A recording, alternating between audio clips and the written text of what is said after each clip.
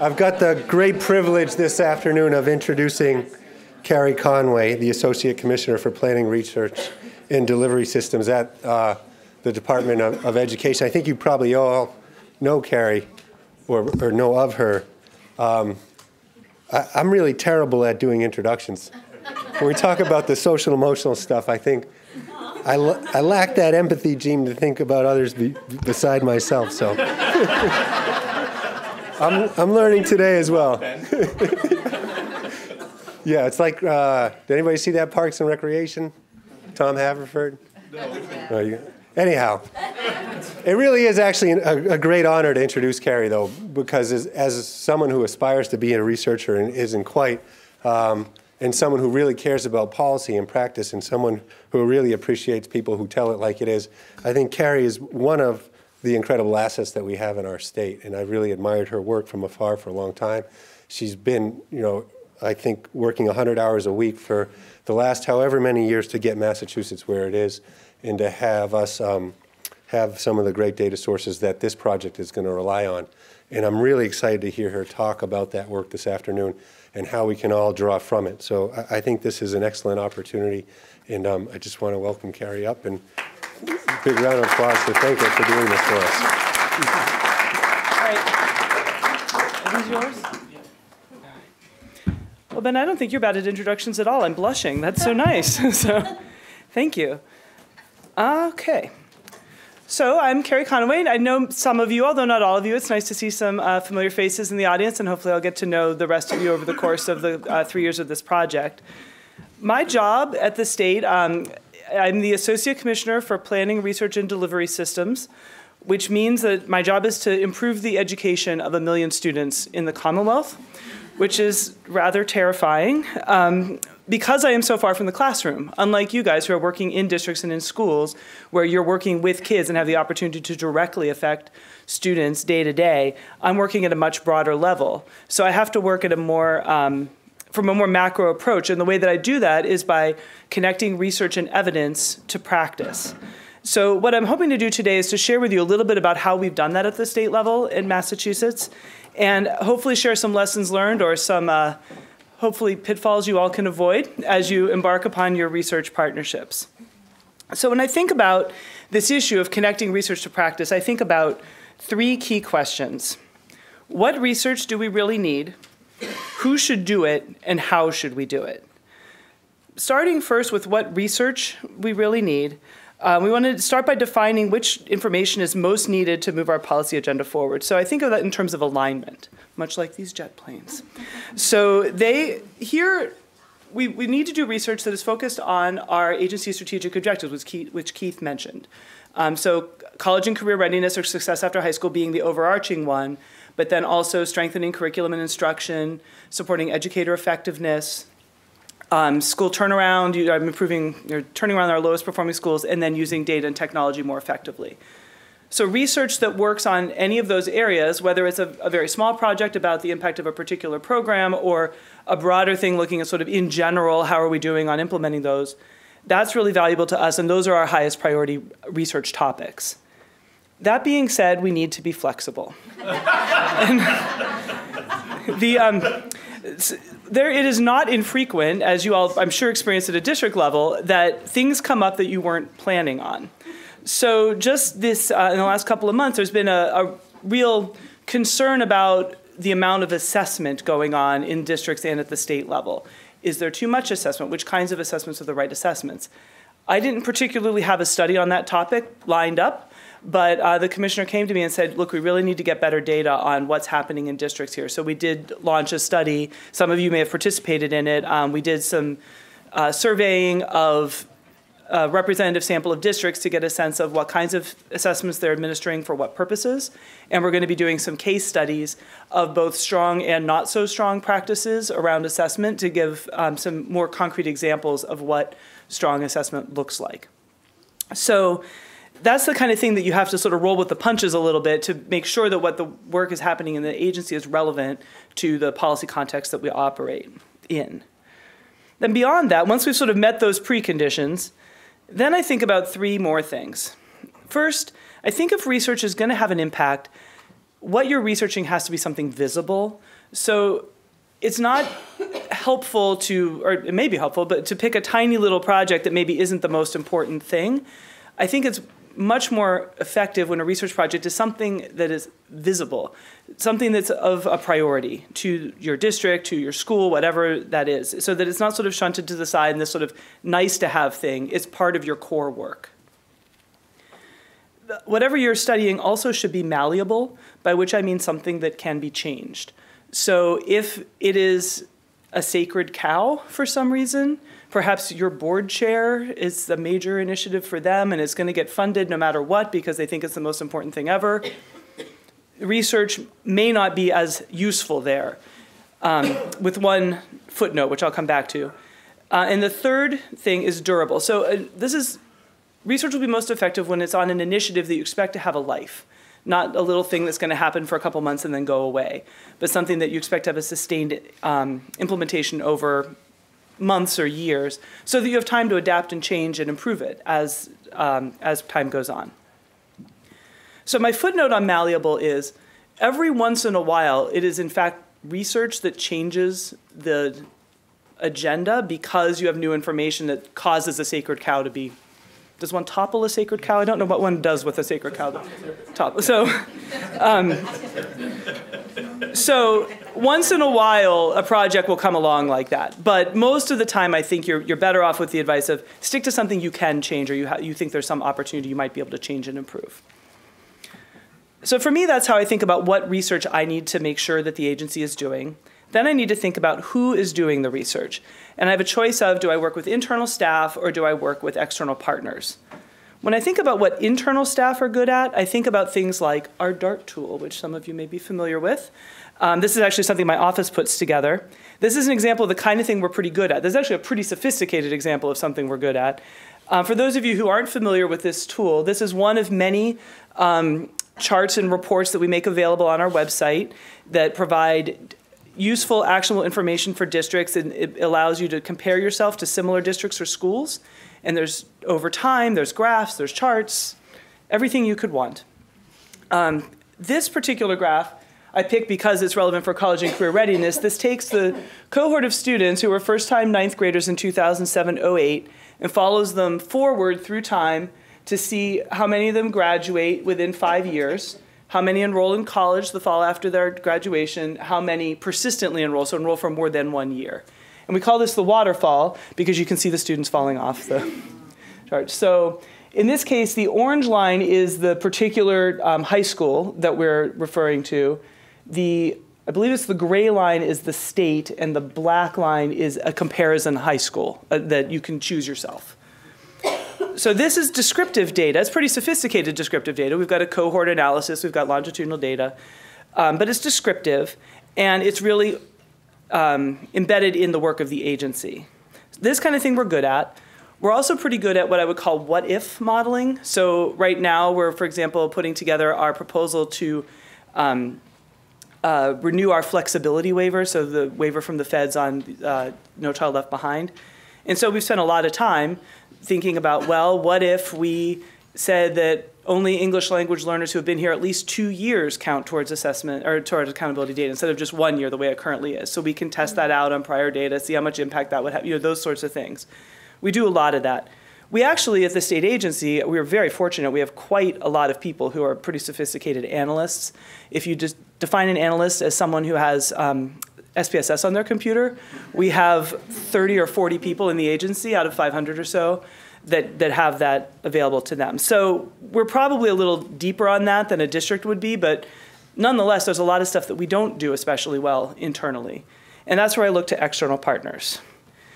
So here, I should have put BU instead of Harvard. I apologize. Yeah. Yeah, well, I'm an alum, so I feel, So our external partnerships I look to when I want something really rigorous, when I want something that's independent, so it's not coming out from the agency, but I really want that third-party view, or if I want something really sophisticated.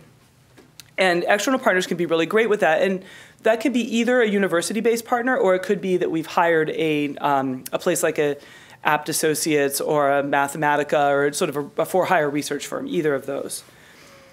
There are some challenges, though, that I've come across with working with these partnerships.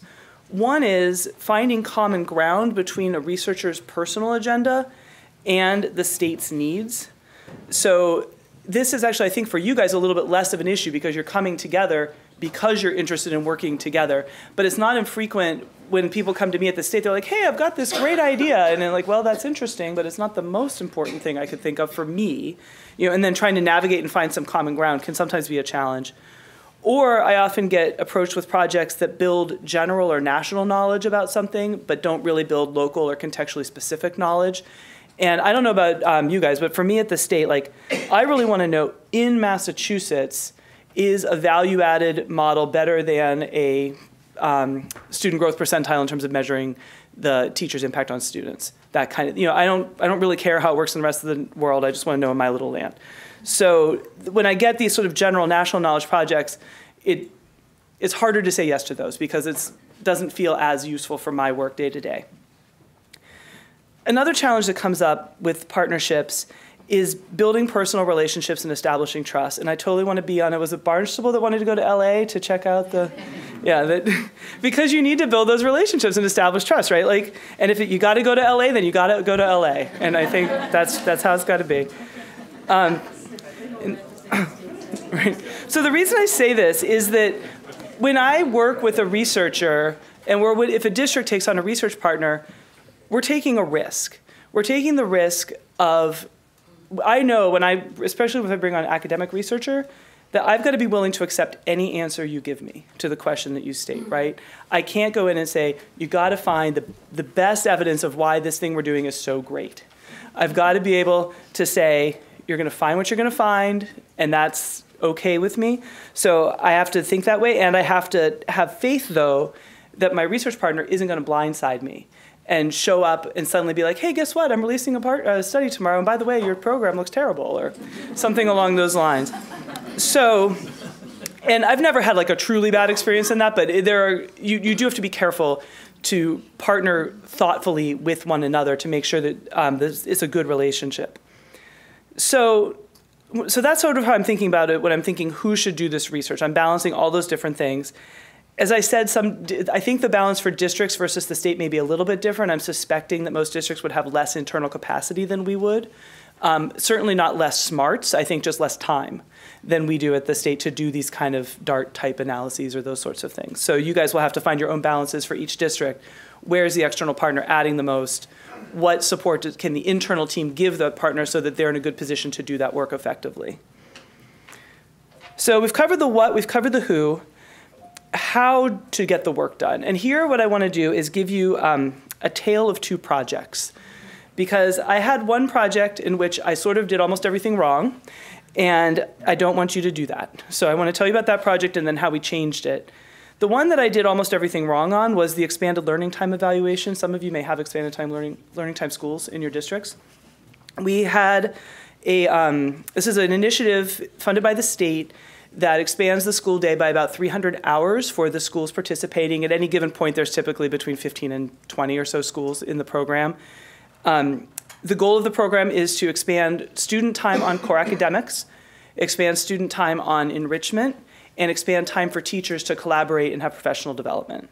And we had a really quite large evaluation associated with this. Year after year, for 5 years, we did a big research project. I met several of you during that project. And we didn't really do it well. The biggest problem we had was that we commissioned a tome. We commissioned a single annual report of 200 pages or so. Beth knows. Where's Beth? Where'd she go? Oh, she's up there, because she helped write it several years in a row. Actually, you were the project director, were you not, at least for part of the time? Yep. So, but I asked for the wrong thing, right? I asked for a 200-page tome. But what ended up happening was the program would be implemented during the school year. Beth and her team would collect a ton of data on the implementation of the program and the outcomes. We would wait for the MCAS data to come out, which wouldn't be till the fall.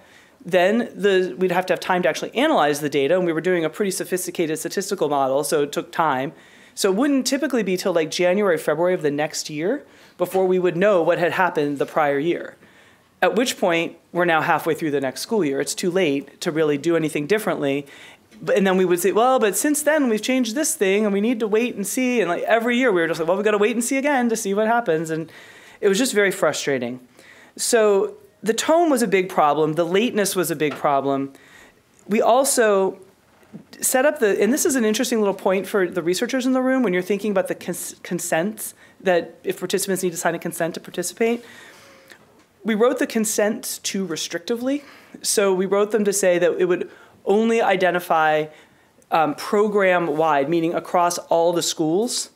We would not have school-specific results shared, which meant that I couldn't tell which school was which when I looked. I could look and see school A had a positive result on a certain thing, but school B didn't. But I didn't know which A and B were, so I couldn't go back and find out, well, am I learning something from the Timilty school that would apply to the Edwards or something along those lines?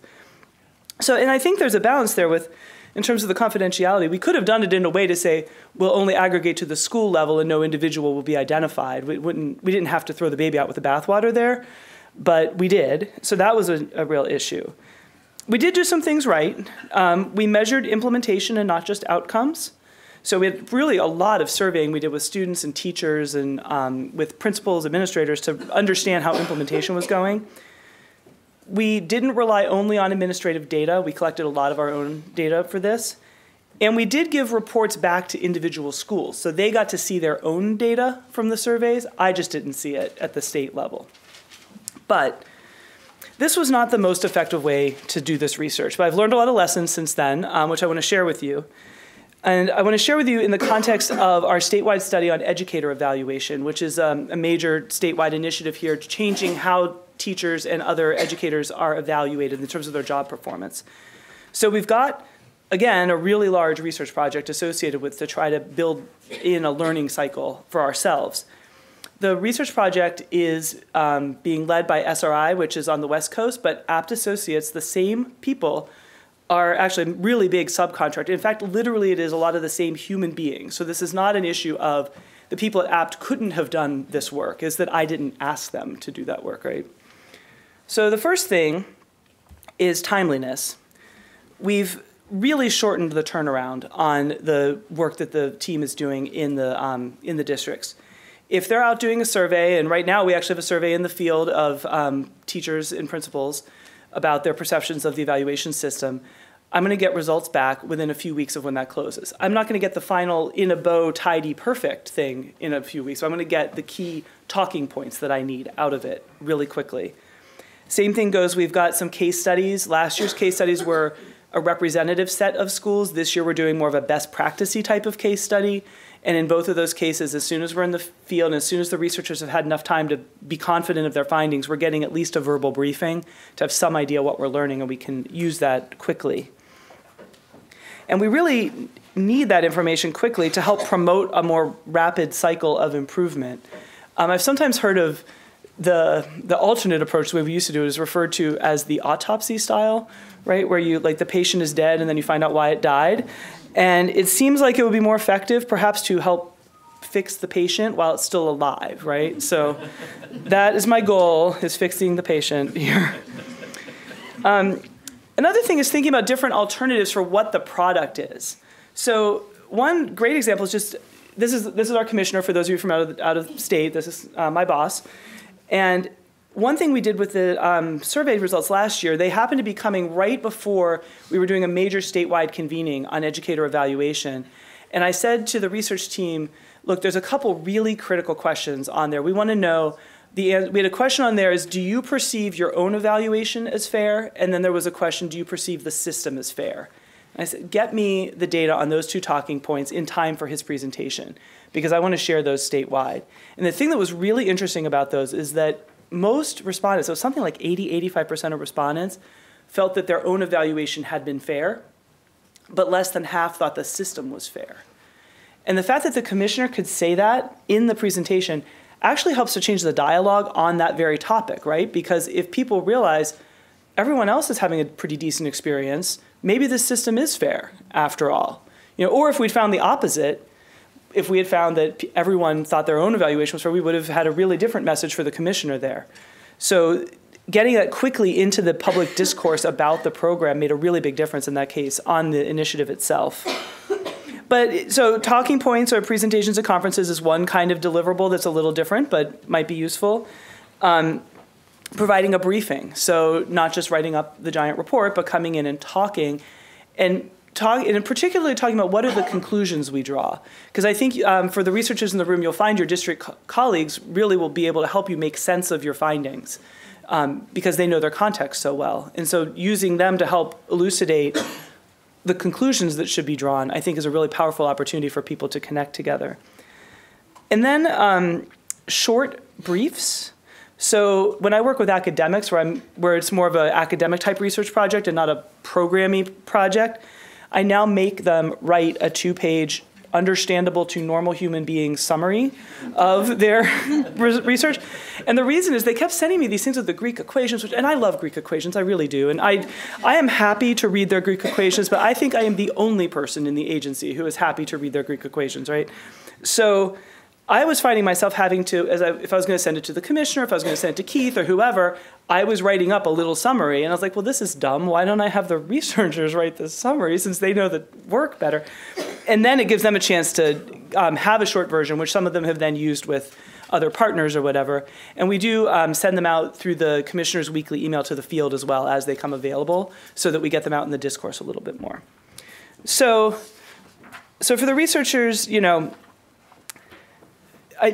these sort of alternative briefings can take almost as much work as writing the tome, right? Because most of the work is in the analysis. So for district staff, if you're asking for something like this, be aware that they still have to do the research, the analytical work. We're just saving a little bit on the writing, but they have a lot more impact. So I think it's a little more work, a lot more impact. It's sort of a win-win.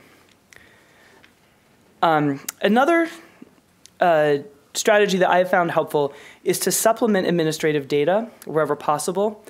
Because if you don't, you're like the proverbial 3 blind men and the elephant, right? So everyone's feeling a different part of the elephant, but nobody sees the whole picture. So it's great that we have student longitudinal data that allows me to do things like that DART waterfall graph that I showed you. But if I really wanted to understand whether the students in our state are college and career ready, that alone doesn't answer my question. You also need a lot of other survey data. You need information, for example, on their career exploration experiences, which we collect differently in this state. Qualitative data, interviews, focus groups, case studies, those kind of things. If it's a classroom or school-based intervention, then there's even more options. You could do little assessments. You could do exit tickets. You know, there's lots of things you could do to collect additional data beyond the stuff that's in the district or the state system that really provides additional perspective on whatever the initiatives that you're looking at.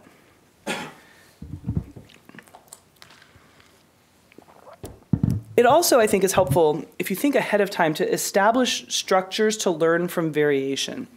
So this is one of the places where we didn't do such a great job in the app study. We didn't allow ourselves to know which school was which, so we couldn't learn from what one school was doing well that we didn't see in another school.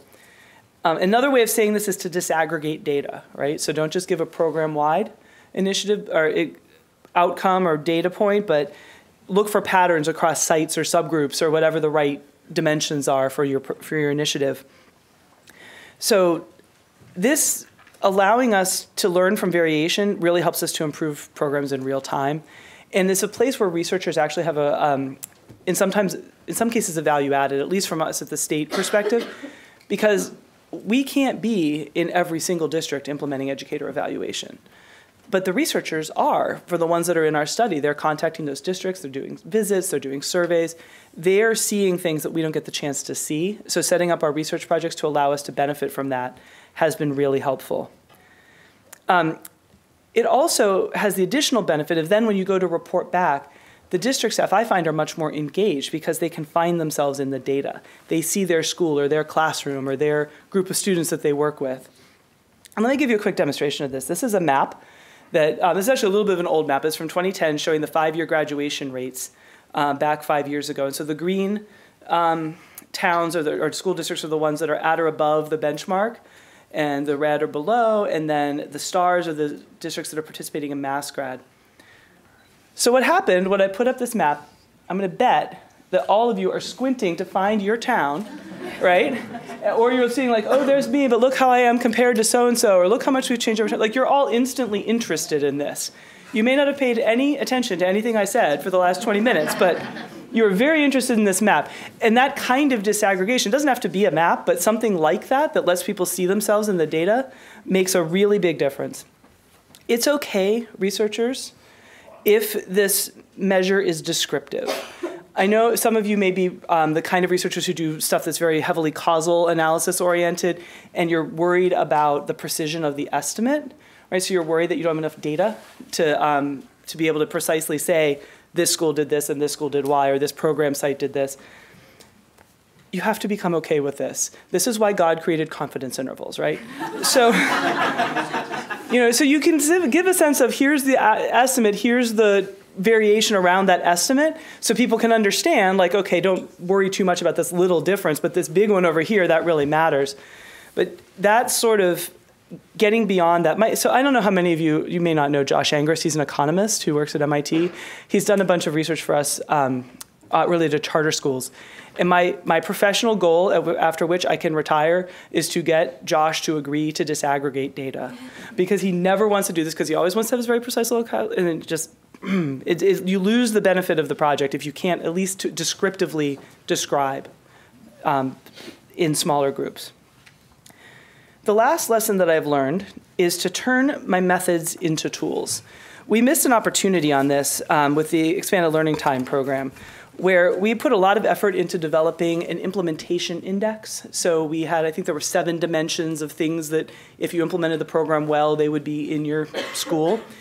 And we spent a lot of time thinking about how we would measure those. And we tried to get beyond just yes or no, but like the depth of implementation. And then we did the reports, and we were like, that's interesting.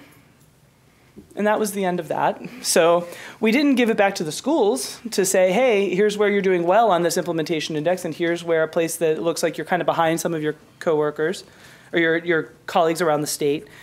We certainly didn't turn it into a tool for anything that any other district thinking about expanded learning time might do. We did do a couple short briefs that sort of got along these lines, but they weren't really powerful. So with the EdEval study, we saw another opportunity along the lines of this that we're hoping to take advantage of. One thing we did as the research project is we had in 3 districts, we randomly selected about 50 individual educators' HR files, right? So this is where we're documenting their performance, and we anonymized them. We worked with the union staff in the district to make sure that no individual person could be identified. We were just looking to see how well does their HR evaluation reflect what we would expect to see given where we are in EdEval implementation right now. So they should have SMART goals documented in them, for example. They should have specific and actionable feedback that the educators should be working on to improve their practice. And we had to come up with a whole rubric in order to do this, and we did a comparison pre and post implementation, so we could look at a file before we put in the new system and then a file after to get a sense of, are we seeing a difference in what's being documented? And so my colleague from the program office and I, as we were looking at this tool, we thought, gosh, this would really be useful for districts, either for the HR staff in districts and for districts that are large enough to have HR professionals, because they could do their own random sample of their own districts and see how their evaluators are doing. Or if it was, for example, a principal in, say, a high school where they've got lots of people they're not doing all the observations themselves, they could look across to see if they're seeing patterns in terms of consistency of using the tool. So we built this out. We've rolled it out, sort of soft rollout to the HR directors in the state, and then later this year we'll make it available to districts in general. And in fact, if any of you are interested in that, let me know, because we can give it to you now. It's available now. We figure we were overwhelming people with enough tools at this point. We were going to hold on this one for a little while. But those kind of things may well come up in your projects. I've heard a lot of things where it sounds like you're having to think about, how am I going to know whether or not this program is implemented the way I'm expecting it to be? That might turn out to be a tool that's really useful for you in your district in terms of as you go to, if you decide to roll it out bigger, or somebody else here in this room might benefit from it if they're doing something similar in their own district. So I would really encourage you to see if you can find opportunities for that. So just to kind of wrap up here, what I've learned about how to improve student outcomes through research, going back to the what, the who, and the how. If you're here with a city or a school district, In terms of the what, I would encourage you to focus on what's most needed or most important in your cities. Ask questions that matter. So don't pick something so small that it's inconsequential. For who, think about what you can do internally, what the external partner might be able to help with, and really think about what information do you need to transfer from internal to external to make sure that your partner can be effective in their research. In terms of the how, ask for what you need. If you've got a presentation coming up where having some early findings will be helpful, ask for it. If you feel like your teachers are only going to really respond well if the researcher comes and does a presentation at the next PD day, ask for that. But make sure that what you're getting back from your researcher is something that's going to be helpful to you and is not going to collect dust. On the research side, in terms of the what, I think we're already off to a good start here in terms that you guys are all doing some sort of research project that's embedded in real district work. So I think the what should be pretty good in this circumstance. In terms of the who, folks are trusting you with the question they care about. So live up to their trust, stay involved, and keep communicating with them. Make sure that they know where you are, what you're doing, what you're learning all along the way. And in terms of the how, embrace imperfection. Embrace messiness, right? It's not going to be comfortable for a lot of you because I know you're trained to be very precise and to answer a question very specifically. But I think you will find that that precision is very valuable and is something that will push your district partners. But also having some stuff that's maybe a little messier but is really embedded in their context will make your research that much more powerful. And then for all of you, I really hope that you'll use these 3 years to share what you're learning with one another, because I think we've got a nice network of people here that's starting to form, of people interested in improving college and career readiness in your districts. And to be able to learn over time about the projects that you're implementing, their successes, their failures, ways that we could start with something small and build momentum and eventually go statewide with some things, I think will be a really neat opportunity. So I really thank you all for the opportunity to talk with you today, and I think we have time for some questions, so I'm happy to take some if there are any.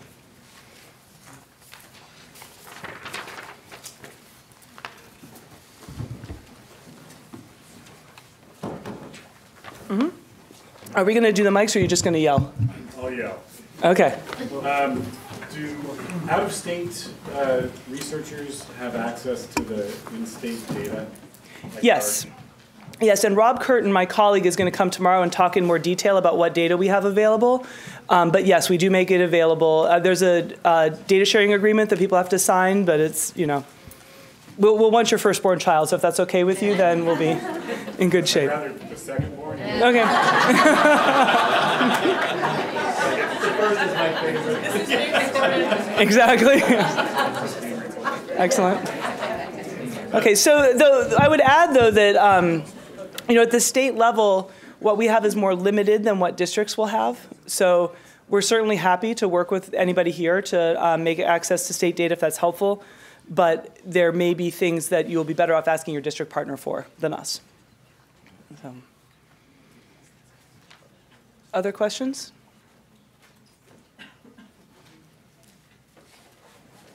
Yes.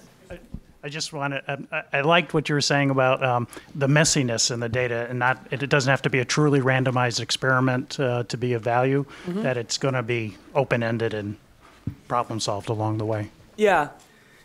Yeah, I mean, I would love to do a randomized controlled trial. I have yet to have the opportunity. I've been at the state 8 years almost exactly at this point, and I keep trying, but nothing seems, because it's hard, particularly at the state scale.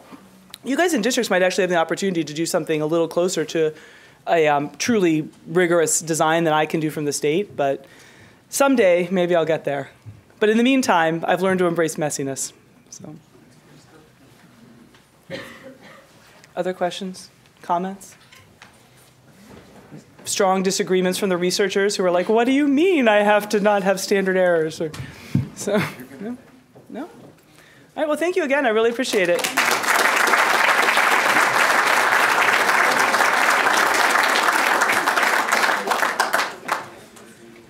Well, that was great. Thank you. I think that a couple things I want to just point out on this, and we've got some more questions and answers and stuff on the project. But one is just to pick up on what Carrie said about messiness. A lot of what we'll be doing is case study. And what we'll be able to do at this level is a comparative case study. So how many of our districts are involved in individualized learning plans? We can take the stories, we can then compare those and come up with themes. Those are the themes that's going to help move our state forward, right? So even though it's not going to be at whatever traditional research, I'm finding that the story that we're building is really what it's about. And the story is going to be descriptive. Even if we have the rigorous data to do path analyses, when it's time to talk about it, it's bar graphs, right? We have to translate it in a way that people can see the story that's going on. And I think if we can keep focused on that, for us as researchers, it's really hard because we've been trained in this certain way of thinking. The messiness is great. It is messy. But it's also an opportunity to think differently and challenge the way in which we're thinking about problems, and then thinking about those audiences that we're trying to help understand that complexity or understand some of the solutions. And these will be little glimmers at first. We will, as a district, be able to do randomized control trials, but they're not 3 months in length. They could be a week long. It could be a short little burst to say, gee, does this actually make students see relevance in their school? It could be a 2-day kind of intervention. These are things that we can do as a team in time. That's not where we're going to start. But certainly in time, we can get to some of those as we collectively come up with a question. And maybe that's the best way to answer that question. But it's a collective, and I appreciate exactly what Carrie's saying, that we as researchers are joining with you on this, and we collectively then are trying to understand and work our way through the complexities and challenges. Just a couple of things on the project management system that some of you are starting to get into. We're not expecting that to be completed today. Whew, thank goodness. Let's look at the end of April as a kind of as a timeline. So you're getting started, you're getting the questions, you're going to meet back, if we can get it done by the end of April. And for some of you, I want you to be real open to this idea that I was sitting in on some of the groups and hearing, and we're using words like individualized learning plans, but do we know what that is really yet? And maybe part of the project is we need to give ourselves time. You know, you talked about planning and how planning is such a key part of the success of a project. Well, maybe we need to give ourselves some planning time. Not know exactly what we're going to do yet until we learn exactly what this thing is.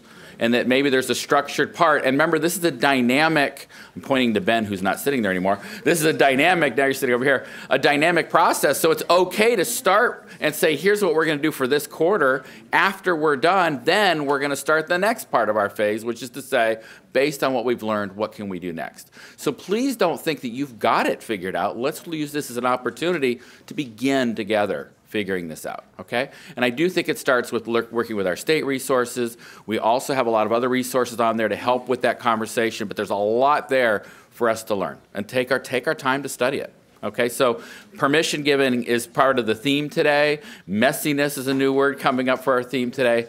So allowing ourselves to just get immersed in that, I think, is a key piece. You have a pre-assessment that we asked you to complete, and the reason we want you to do that is that's our case study of how is this all going, right? So please fill that out electronically, because we don't have the staff to retype it. So if you could type it for us, that would be helpful. So we're going to use electronic stuff. We're going to send you electronic evaluations so you can do that as well. And we'll probably send you some signed consents, because as we're doing this, we really would like to use you as a case studies as we're studying ourselves. We're included in that. So we're all included in learning how we're learning. And so it's a dialogue amongst ourselves as we try to understand this. And we'll bring the impressions back so you can get a sense of, are we on target? Are we engaging the process accurately? So this is more a procedural question. So if you're going to have us fill out a lot of stuff online and signatures and stuff like that, are you developing a signable forms or PDF writable forms and stuff? Because I know this is going to get overwhelming at some point. Yeah, exactly. So that's exactly it. Yeah. So everything's going to be writable, so you can fill stuff in. And then we'll just keep it tracked. And you met Z earlier. She has a lot of work to do. So, no, and that'll be part. Actually, Rich LePan and I and Z are going to be working with this, and we're trying to get new graduate students coming in next year, and that we'll be kind of working through with our team how to tell that story, and we'll be coming back to you all, on both ends, the scientists as well as the district teams, as we're kind of building the storyline. So we want it to be reflective and accurate, okay, as we do that. Another question, Tim, over here on the other side. Is there another mic? We do not have there we are. Here she comes. She was busy analyzing data, and she's back. Yes, Tim. So as we develop our plans with our districts for data collection, I'm just wondering about where the money comes from to cover that. Is that up to the districts to cover the data collection? Is there money from the state or from the project for any of that? Those are great questions. Next.